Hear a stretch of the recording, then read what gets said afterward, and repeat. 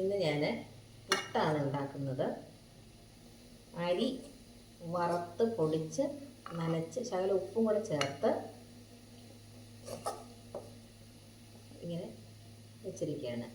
കണ്ടില്ലേ, അല്ല ഈ പരുവം പുട്ടിൻ്റെ അല്ല ഇങ്ങനെ ആയിരിക്കണം പുട്ടിൻ്റെ പൊടി നനയ്ക്കേണ്ടത്. നമുക്ക് പുട്ടുണ്ടാക്കാൻ തുടങ്ങാം.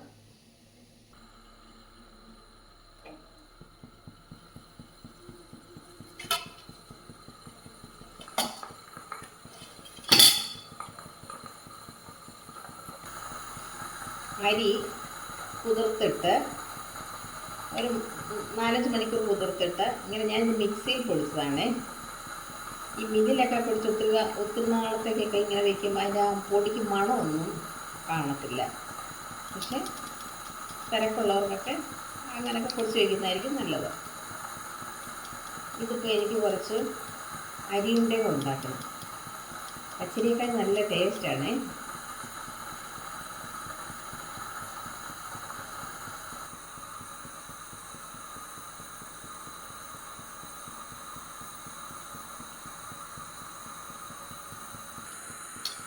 മാവുണ്ട ഉണ്ടാക്കുമ്പോഴേ കാണിച്ചു തരാം.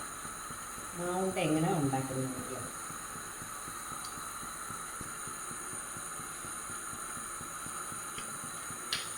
പുട്ട് വെന്തിട്ടുണ്ട്. നമുക്ക് സ്റ്റൗ ഓഫ് ചെയ്യുക. പുട്ടെടുക്കാം.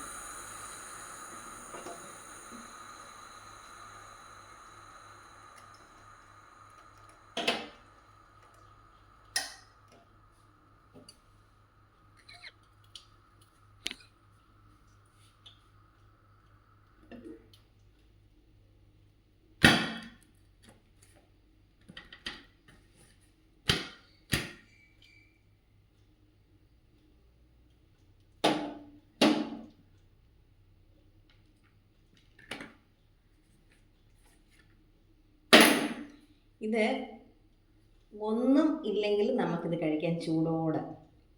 പക്ഷെ എന്നാലും പൂവമ്പഴം എടുക്കുന്നുണ്ട്. പൂവമ്പഴമുണ്ട്. അതുണ്ടല്ലേ, പുട്ടും കടലയും പുട്ടും പയറും കാർബോഹൈഡ്രേറ്റ് പ്രോട്ടീനും ആയിട്ടാണ് കഴിക്കേണ്ടതെന്ന് പറയുന്നു. പക്ഷേ ഇത് രണ്ടും അതാണ് ഏറ്റവും നല്ലതെന്നൊക്കെ പറയുന്നു. പക്ഷേ എനിക്ക് ടേസ്റ്റ് പണ്ട് കൊച്ചുനാളിലൊക്കെ ആണെങ്കിൽ നമുക്ക് പശുക്കളുണ്ടല്ലോ വീട്ടിൽ, നെയ്യൊക്കെ ഉണ്ടാക്കാറുണ്ട്. നമുക്കറിയാം നല്ല നെയ്യ് നമ്മുടെ വീട്ടിലുണ്ടാക്കുന്ന നെയ്യൊക്കെ അറിയാമല്ലോ. അപ്പോൾ അങ്ങനെ ആകുമ്പം പുട്ട്, നെയ്യ്, പഴം, പഞ്ചസാര.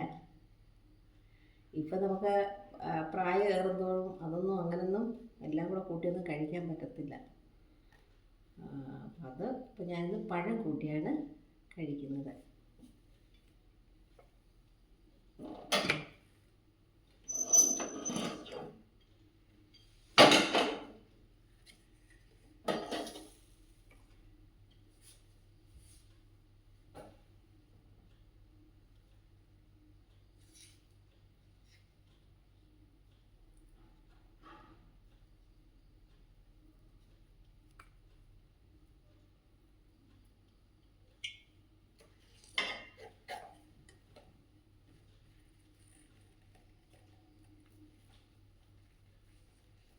പുട്ടൊക്കെ ചൂടോടെ കഴിക്കുന്നതാണ് നല്ലത്.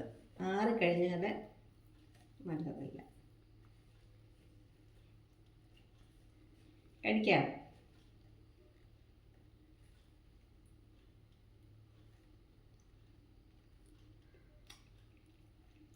കടകളിൽ ഇങ്ങനെ ഉണക്കലരി കിട്ടും. അപ്പോൾ അത് വാങ്ങിച്ച് നെൽകൃഷി ഇല്ലാത്തവരെ ചെയ്ത് നോക്കണം ഇങ്ങനെയൊക്കെ. Okay, have A nice day.